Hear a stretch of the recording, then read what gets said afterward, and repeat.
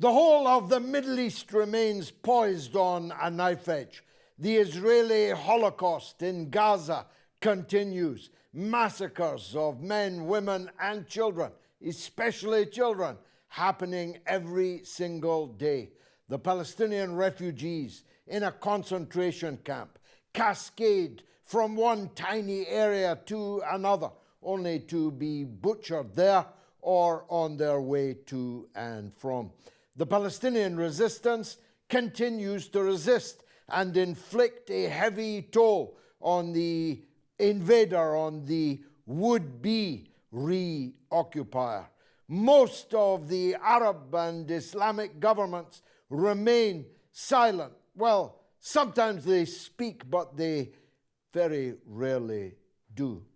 The Lebanese resistance, with an extremely limited strike, overwhelmed the apartheid state's defenses. Iron Dome, anti-ballistic, anti-aircraft, they swept it all away with a relatively small number of relatively primitive weapons. And the apartheid state knows that the Lebanese resistance have thousands upon thousands of weapons of a far greater caliber, which they have not yet fired. This explains why the apartheid state has continued to deny the world the evidence of the damage that was done by the resistance attack just the other day. And it's why they themselves have been quiet. So if a strategic equilibrium has been achieved on the northern front, that means the possibility of the Americans, the British, and the others being drawn into World War III in the Levant has commensurately dimmed. But the danger of World War III in the Persian Gulf remains extant. The Islamic Republic of Iran has not spoken yet. And when it speaks, it will speak with far greater volume than anything that Netanyahu's colonial state has ever faced before by any adversary.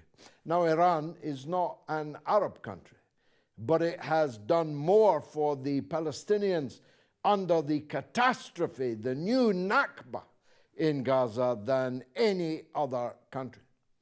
Iran has not spoken yet. The Iraqi resistance have not spoken yet. The Yemen has not spoken yet. And thus the atmosphere of complete uncertainty remains in the Persian Gulf and across the Middle East. The Americans have sent their biggest aircraft carrier, the Abraham Lincoln, bristling with aeroplanes and weaponry, apparently not realizing that in today's modern warfare, an aircraft carrier is just a floating coffin. 1/3 of the American Navy is now posted either in the Gulf, in the Red Sea, or on the Mediterranean. Whether it's going to be used will depend upon whatever talks are going on behind whichever screens, and they may indeed be significant. There's talk in the media today that the US is begging Iran to reopen the nuclear talks. Yes, those very same nuclear talks that were so recklessly wrecked by the previous administration of Donald Trump when he pulled the US out of the treaty, which could have led to the development of peaceful nuclear power on an agreed basis. The Americans wrecked it, tore it up. Now we're told they're begging Iran to restart those talks. Well, if that were to happen, in the context of a complete removal of all sanctions against Iran, well, that would be a revenge that Ismail Haniyeh would surely approve of. Not that any such negotiation is going to solve the Palestinian question, but the world has begun to move on this issue. Russia has been engaged in the Middle East for many decades, half a century or more, through its ally Syria. But now China is arriving on the scene. Not yet with its warships, not yet with its great navy, now greater than the Navy of the United States itself, but more and more purposefully, China is arriving on the diplomatic scene in the Middle East, and its communication, its pronouncements on the need for an immediate Palestinian state, the need for a complete withdrawal of Netanyahu's forces has become sharper and sharper. So we'll be discussing today on Have It Out with Galloway, the role of China in the Middle East. Stay tuned.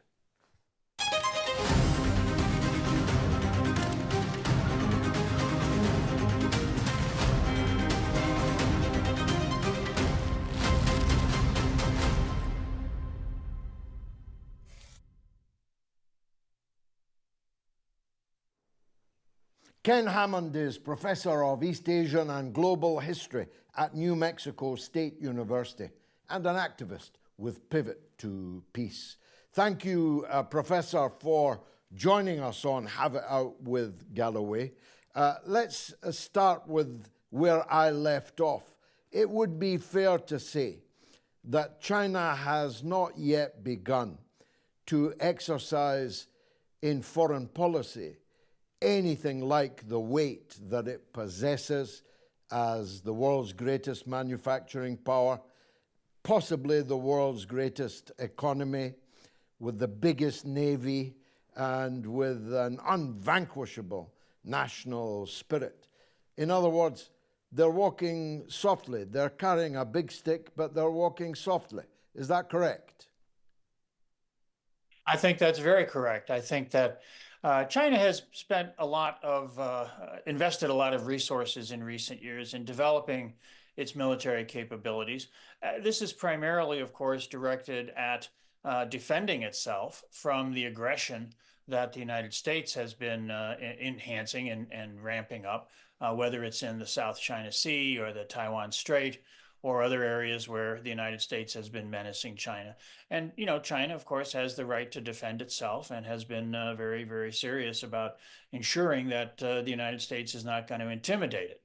So when we see China's military capabilities, they are, as I say, they are essentially of a defensive nature. China only has one military installation overseas, which is a facility at Djibouti in East Africa, as part of a United Nations anti-piracy initiative there. But that doesn't mean that China's weight in the international community is simply a function of its military capabilities. It doesn't have the desire to project power in the same ways that the Western colonialist and imperialist states have. It's basically trying to take care of itself. But that nonetheless gives it the weight that I think needs to be taken seriously by countries all over the world in this very, very dangerous and dynamic period of changing international relations. And China's relationship with the Palestinian people, as you have noted already, has been a consistent one, advocating for a Palestinian state, advocating for an immediate ceasefire, advocating, for the rights of the Palestinian people, not just in Gaza, but in the occupied territories, and really throughout Palestine, the restoration of true statehood, true independence and autonomy for the Palestinian people. This has been a very consistent position of China, and they have, they're not threatening military intervention, but they certainly have a lot of credibility based on the development that they've been pursuing. Of course, part of self-defense is defending your legitimate interests overseas. So China, for example, has legitimate interests with Iran. They have a huge trading relationship with Iran. They sail a lot of ships through the Red Sea. They have a legitimate relationship with Saudi Arabia. Saudi Arabia's turn towards the BRICS, towards the issue of trading in each other's currencies rather than through the dollar. The historic desire of the Chinese leadership, going way back to the 1960s, for Palestinian statehood and so on. These are national self-interests of China. Self-defense is not just about defending your own territory. It's about defending your own interests. And if the Middle East descends into an inferno, then ipso facto, China's national interest has been damaged. Am I right? Absolutely. And China has been pursuing its national interest and the interest of the Palestinian people and of people in Iran and in Saudi Arabia and all around in the Islamic world pretty consistently. We remember a little over a year ago brokering an agreement between the Islamic Republic in Iran and Saudi Arabia to lower the tensions between those great states. Just very recently, China hosted 14 different Palestinian organizations to come to Beijing to reach an agreement that in the future, after this terrible genocidal campaign of Netanyahu and the IDF is finally brought to an end, someone's going to have to assume leadership and move forward with the future of the Palestinian people. And China has worked out an agreement with those 14 organizations, including both Fatah and Hamas, for exactly that. So I think that China has been pursuing, as you say, their interests, the interests of other countries that they have close relationships with, other people. China's principles of foreign relations, principles of international relations, since the 1950s have been based on these concepts of mutual benefit, mutual respect. And I think that we can see that playing out very clearly in their relationships around the Middle East, and particularly on their advocacy of statehood and autonomy for the Palestinian people. This is something that they're not doing it out of some sort of charitable or philanthropic position. It's a matter of mutual benefit, of mutual interest. So yes, China's national interests and China's international conduct are completely interconnected. And that's exactly what we see them pursuing in a very principled and very consistent way in their activities, whether it's with Iran or Saudi Arabia or the Palestinian people. If I'm not wrong, one of the participants amongst the 14 factions in Beijing was Ismail Haniyeh, the then head of the political bureau and chief negotiator of the Palestinians, who was subsequently then cruelly murdered, which brings us to the proximate issue of the imminent Iranian response to the murder of Haniyeh in their capital city. What would China's attitude be to that?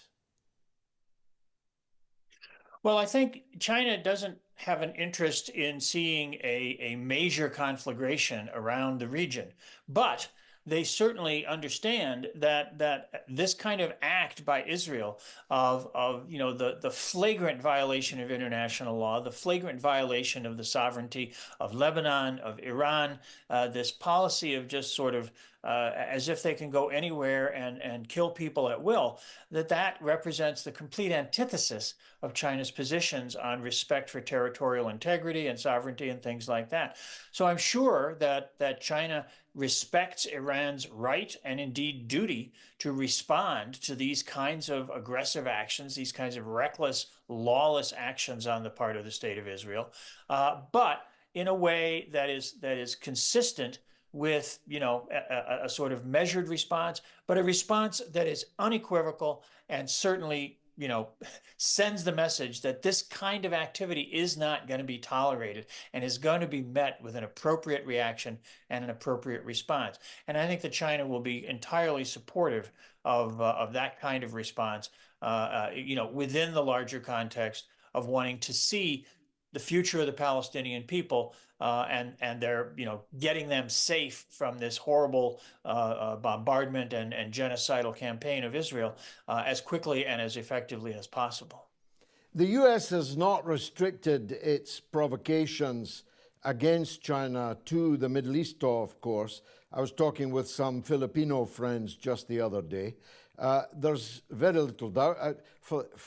Just for your information, I spent the salad days of my life fighting to close the Subic Naval Base, the Clark Air Force Base in the Philippines, both of which are now reopened and filled with US military personnel. There's no doubt, is there, that the Philippines under Marcos, there's a familiar name, are being lined up to be the next belligerent on US behalf against China. Am I right? I think that American conduct in the Philippines, of course, has been pretty horrible, for well over a century. Suppressing the Philippine independence movement in 1898 to 1907, killing hundreds of thousands of people, either in combat or in concentration camps, ruling the Philippines as a colonial possession until after the Second World War, and then maintaining this massive military presence there. There was a brief period after the fall of the first Marcos, when the Philippines did seem to be pursuing a more independent course, but that has fallen by the wayside. And Marcos Jr. here has brought the Philippines back under American domination. And we can see that whether it's reopening those bases, Clark and Subic and others, or these installation of dangerous missiles up on little islands just south of Taiwan.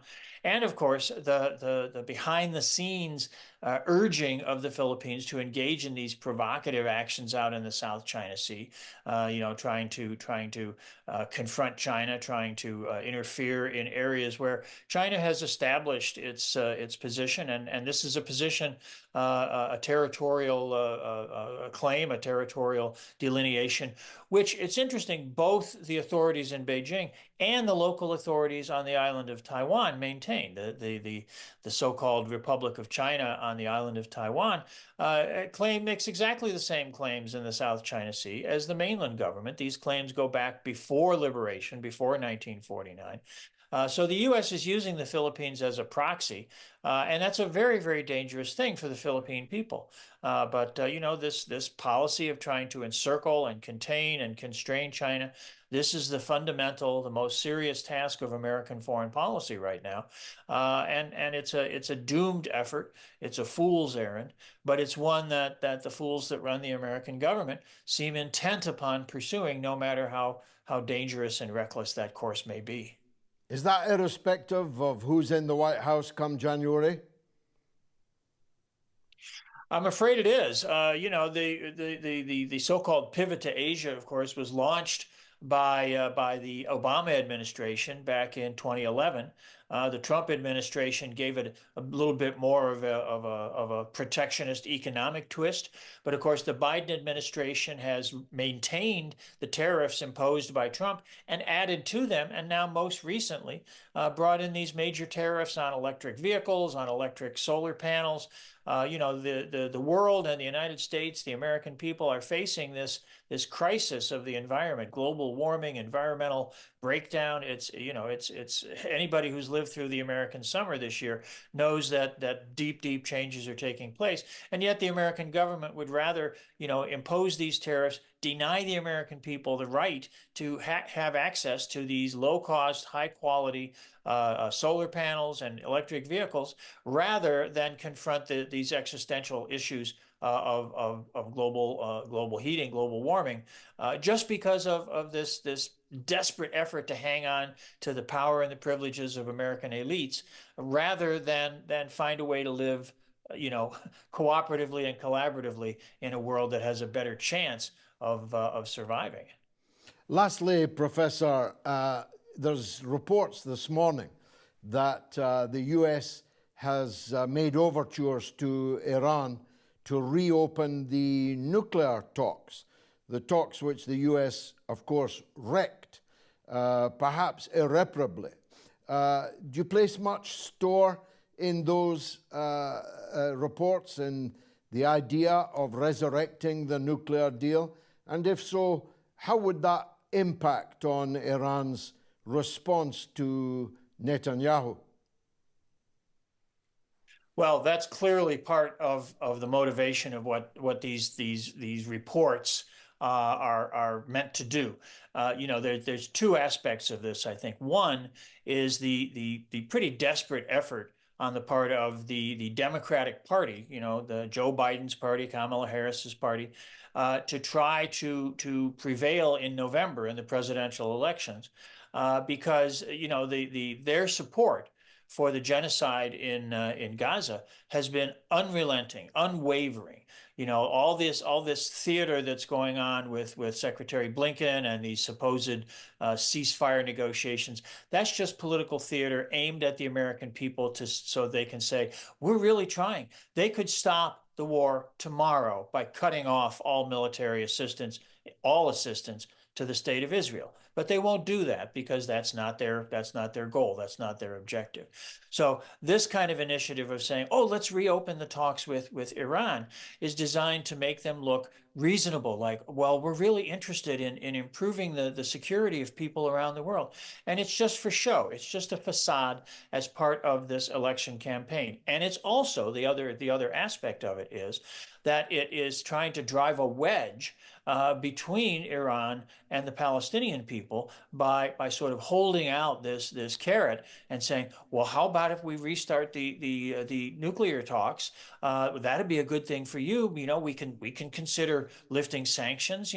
But again, it's just political theater. This is a critical moment for the Palestinian people, and Iran has a right and in many ways an obligation to respond to these Israeli attacks. And so the Biden-Harris administration, they're desperate to do something to either blunt that, or at least, give themselves some cover by saying, well, look, we're trying to be reasonable, and they're just being terrible, So I think that no, I don't put a lot of faith in this. I think that it's an election season show, and it's a fairly desperate effort to try to thwart the solidarity of peoples around the Middle East in the face of American-backed Israeli genocidal aggression in Gaza and the occupied territories. Professor, as always, thank you for your wisdom and joining us on Have It Out with Galloway. Let's go to the audience. This is a unique feature of this show. We have the audience on the wall. You don't just have to hear them, you can see them. Adam Yassir is in Halifax in England. He's a 15-year-old author of a book on Palestine. Adam, congratulations to you. First of all, tell us about your book. Hi, George. So I created my book about a month ago, and it's basically about the challenges faced by the Palestinian people, and it shows their resilience throughout from the end of World War II, and it shows all the operations that people don't know about that were carried in the Gaza Strip and the West Bank. I've created my book in order to spread awareness about what happened before October 7th, because there are many, many people that are only concentrating on October 7th. And I'm just trying to get the message around that this did not start on October 7th. This only started in May 1948. Well, congratulations. Your parents must be very proud of you. How can people buy your book? So my book is on my website, which is called adamyassir.co.uk/Gaza. You can also buy my book on eBay when you just search Holocaust of Gaza.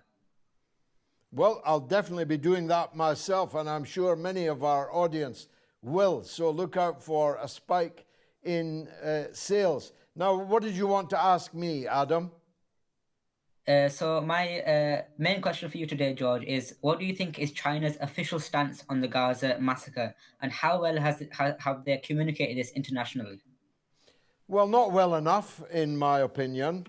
They have a very sound policy, and they regularly reiterate it. They have begun to do so more sharply than before, but that hasn't put a potato on the plate of any starving Palestinian child in Gaza.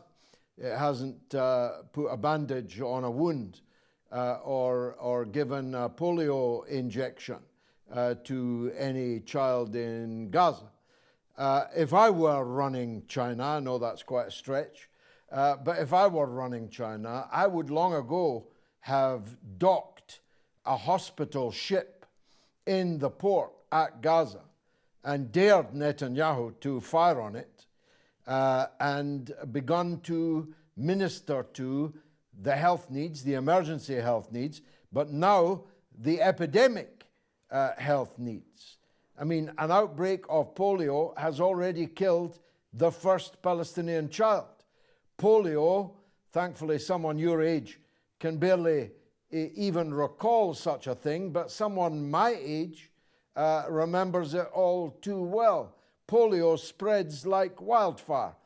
Now, the professor who was just talking about when the genocide ends, but when is it going to end? And who's going to end it?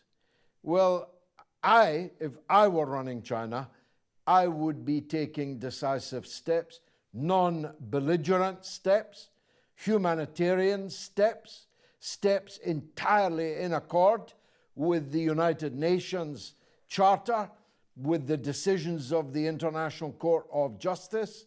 I would send a hospital ship there under Chinese flag and say, don't you dare interfere with us. But I'm not running China, and China may be some years away from being so bold and adventurous. Unlike you, Adam Yassir in Halifax. Very proud of you, son. Thank you for your call. Exiled Irish in London is up next. I'm a bit of an exiled Irish myself. What would you like to say, sir? What's on your mind? Well, just listening to your opening gambit there, George, your support of organizations who are replicated in many a mosque which are under investigation for their vile, anti-Semitic, anti-white statements. And these are people that you support.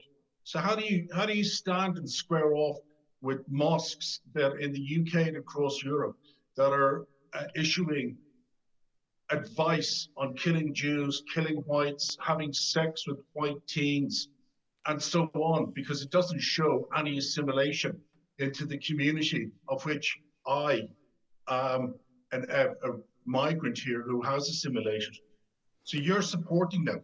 Your statements are supporting radicalized statements in mosques, whereas you go against people like Tommy Robinson, who had a peaceful march on 2 occasions in London and was illegally arrested, as it's now proven to be. Well, it's like hearing Our Lady swear to hear an Irish racist bigot. I've got to tell you that your contribution has turned my stomach and will have horrified the heavens themselves. You're giving me thumbs up, but not many Irish people will be giving you thumbs up once this appears on air, as it will do very, very shortly. Nothing in my opening statement had anything to do with any of the things that you have just adumbrated. Nobody is more opposed to Islamist fanatic extremism than me, and you can consult the record to prove it. Nobody demanded the fight be taken to ISIS and Al-Qaeda more than me. That's a matter of public record. You just have to be smart enough, maybe you are not, to use something called Google, to use something called YouTube. You'll see that when the British government were arming ISIS, I was demanding military action across the world community to crush them. Nobody with a brain, and again, that may well exclude you, you're pretty thick in more ways than one.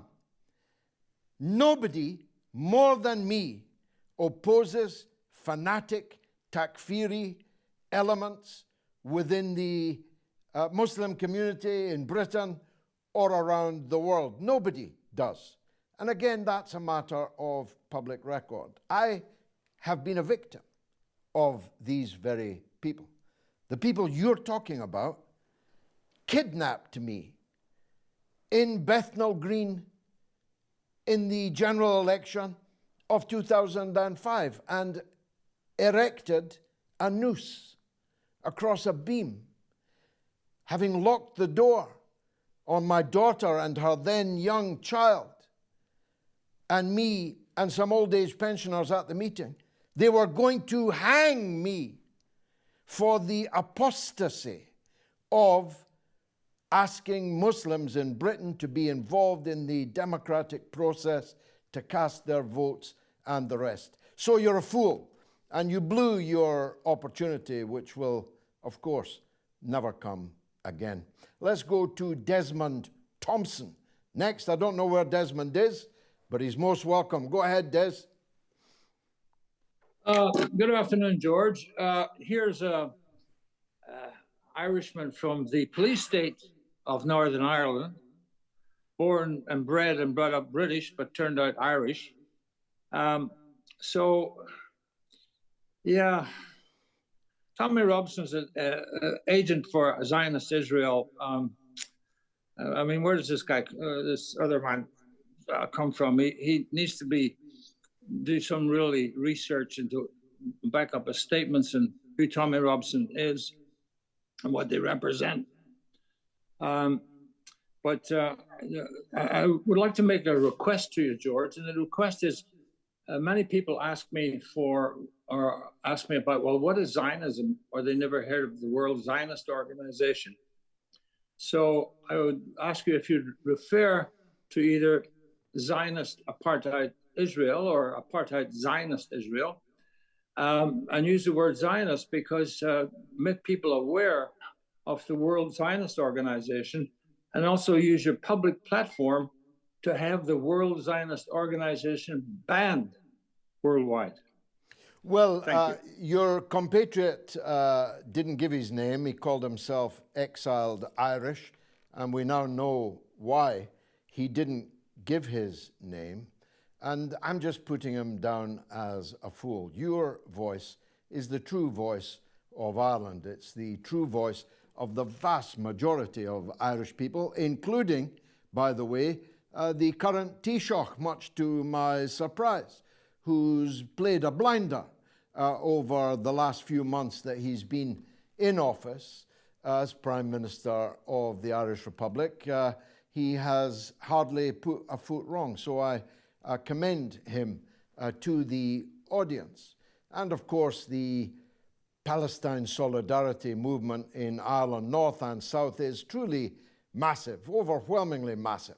The number of Irish people who support that jumped up little half-wit Tommy Robinson, which isn't, of course, his name, multiple names, multiple convictions, multiple jail cells, and another one waiting for him when he has the guts to come back. There are not many Irish people who support the so-called Tommy Robinson take on things.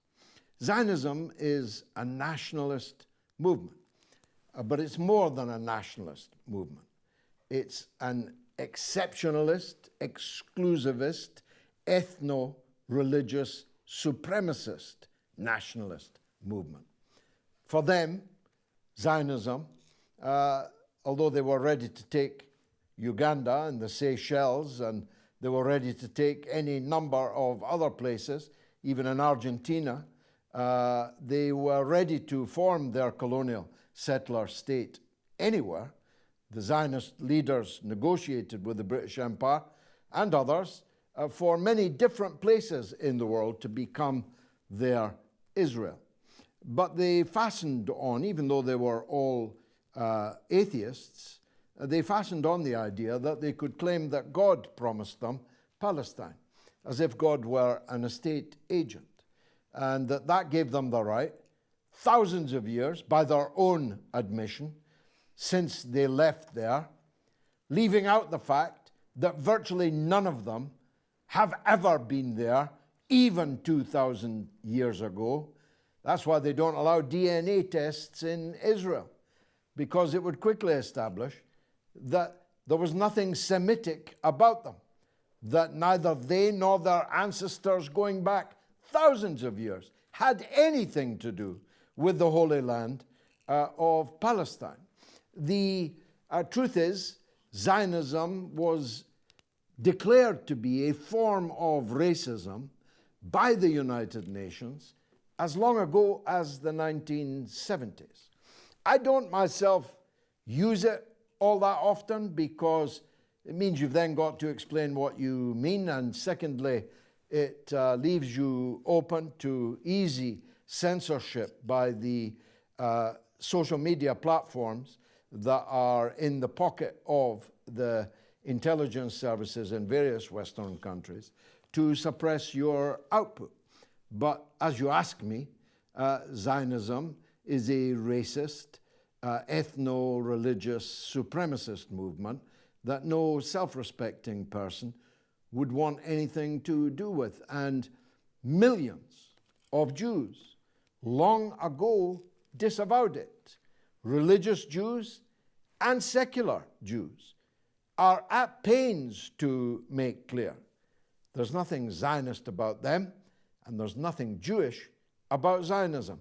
Let's go to, oh my goodness, it's the Homeland Party again. Who they? I'm asking myself. Kenny Smith this time in Starbridge. Fire away, Kenny. Mr. Galloway, recently you answered a question from one of my colleagues in which you accepted the fact that this wonderful world we live in is populated by different ethnicities. You admitted that you had Scottish, Irish, Celtic ancestry. Then, in your usual petty and rude manner, you identified him as Pink English. You denigrated his strong support for ethnic self-determination, which is not surprising given your own potted personal and political history, while at the same time advocating for the self-determination of various socially constructed states. I put it to you, Mr. Galloway, that the fantasy you advocate for will continue to cause conflict the world over because multiculturalism does not work. Well, Nations look, are the product I'm going to of cut you ethnic short groups. because you're the second spokesman for the Homeland Party on the show in 2 weeks, and you're a Chuchter from the islands. So you are of a different ethnicity from the Pink Englishman that I referred to last week. So your plea for ethnicity, unless your point is whiteness, but you don't actually look all that white to me. I've got to tell you, I don't want to break bad news to you, but if you think you are a pure, unadulterated white man, I've got news for you. You don't look like one. The truth is, a nation is a stable community of people, historically constituted, with a common language, with a common culture, and with common economic interests. Now you, as a Chuchter from the Isles, Angus Og, have less in common with me from the mainland of Scotland, from an industrial city in Scotland, than someone from an industrial city like Liverpool or Manchester or Newcastle. If your point is that we're white, well, I refer you to my previous answer. We are a stable community of people, whether we are black or white. There are black people in this country whose great-grandfathers were born in this country. How stable do you need them to be? You have a common language to me, although if you spoke in your full vernacular, neither I nor anyone else on this board would understand the word that you were saying, because you're a Chuchter from the Isles. I speak the same language as the people in London do. I read the same books. I read the same newspapers. I watch the same television. I am part of a stable community of people who share a common language and a common culture, at least so far as football is concerned, though there's no football up there in the Isles, so you probably don't know what I'm talking about. My football culture, my culture of music, is shared by people throughout these islands. Some like a ceilidh, some like to put on a kilt, some like the bagpipes to do a little skirl, but most people in Britain listen to the Rolling Stones, are going to be listening to Oasis tomorrow. Some will be getting up out their bed at 7 o'clock in the morning in order to do so. So if your plea is in this misnamed Homeland Party for a white, ethnic Britain, that's for the birds. It's never going to happen. There are millions of people already in our country, some of them second, third, even fourth generation, and they're not leaving. Young Yasser from Halifax, I've got more in common with him than I'll ever have with you, Mr. Angus Ogg. Nick Fletcher is in North Yorkshire. Let's go to him. Nick, what's on your mind? Hello, George. I want to be greedy and ask you two questions, if it's possible. Yeah, go ahead. I know you've said that things are changing with China, but why do you think that China appears to have kept their distance from the conflict in Gaza? And the second question is, do you think Benjamin Netanyahu should be tried for war crimes? Yes, and there's a warrant for his arrest written by Mr. Khan, KC, the chief prosecutor of the ICC, but it has still not been endorsed by the International Criminal Court itself, and I don't understand why. His crimes against humanity, war crimes, his complicity in the crime of genocide could not be more clear. He's convicted out of his own mouth, never mind by his own actions. But the first question I did try and answer earlier, but let me have another go at it. I believe that China has not yet decided, perhaps it lacks the confidence to have the same political weight in world affairs that it has in terms of its economic weight. China is the most powerful country in the world. It's got the biggest manufacturing. It's almost certainly the biggest economy. Society would collapse if China sold everybody's debt that it holds, if China stopped supplying people with all the goods that we buy and use every day. That gives you a lot of economic power. Gives you a lot of soft power also. Many, many people are now studying China, learning about China, traveling to China, and being bowled over by what they find there. And I can tell you, as a recent visitor myself, you could not but be impressed at the progress China has made. But it is not yet asserting itself in foreign affairs anything like commensurately with its economic and other cultural soft power. I believe that day will come. I believe the day will come when nothing will happen in the world without the acknowledgement of China's interests and China's point of view. But we haven't reached that time yet. I hope the good Lord keeps you and I around long enough to see it actually happening. Syed Najam Shah from Palestine Action in Lancashire. Welcome, brother. What would you like to say? First of all, thank you, George, for inviting me and for your great work. I've been watching you from the 90s, all the great work you've been doing for Iraq, Mariam Foundation. Thank you very much.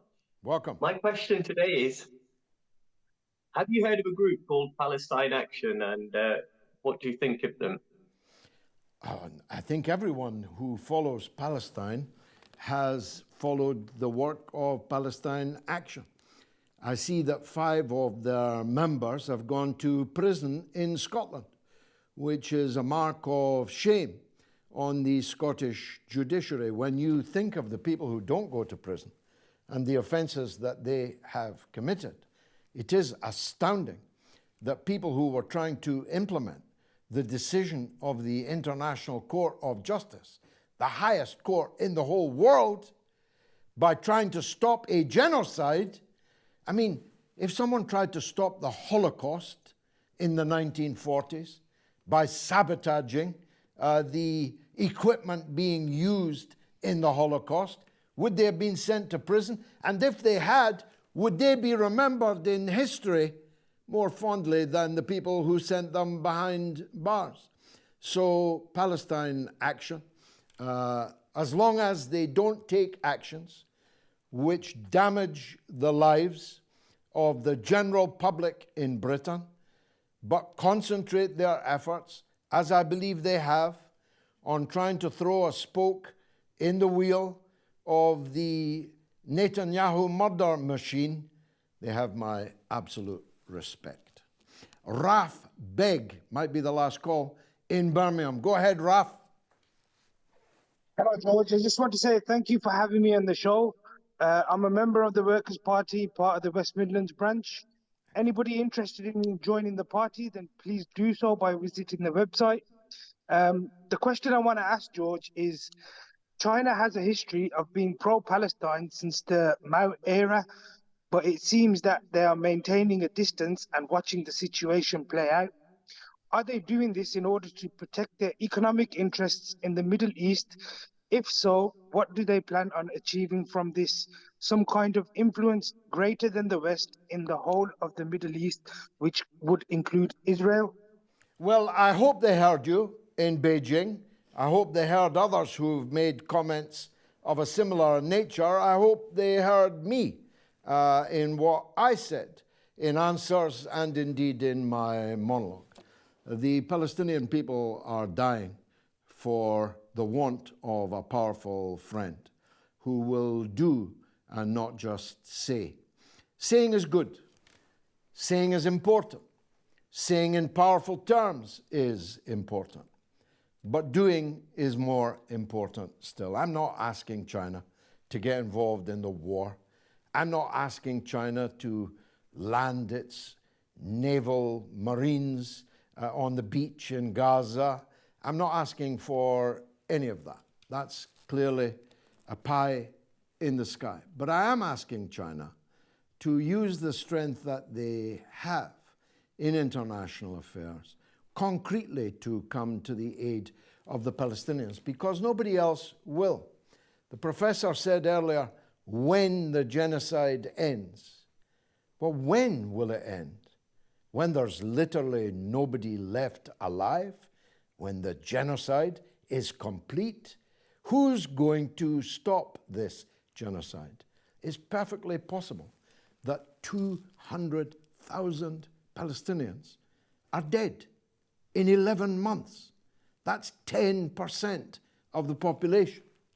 When you add the maimed to the murdered, add the wounded, the afflicted, the amputee, the child with polio, the desperate woman who can't find food and can't produce milk for her newborn babies. These people are dying for help. And somebody's got to help them. I hope China will be one of those. It's been marvelous for me. I hope it was for you. And if it was, come back at the same time, same place next week and have it out with Galloway. You're all welcome, friends and foes. Come and have a go if you think you're hard enough.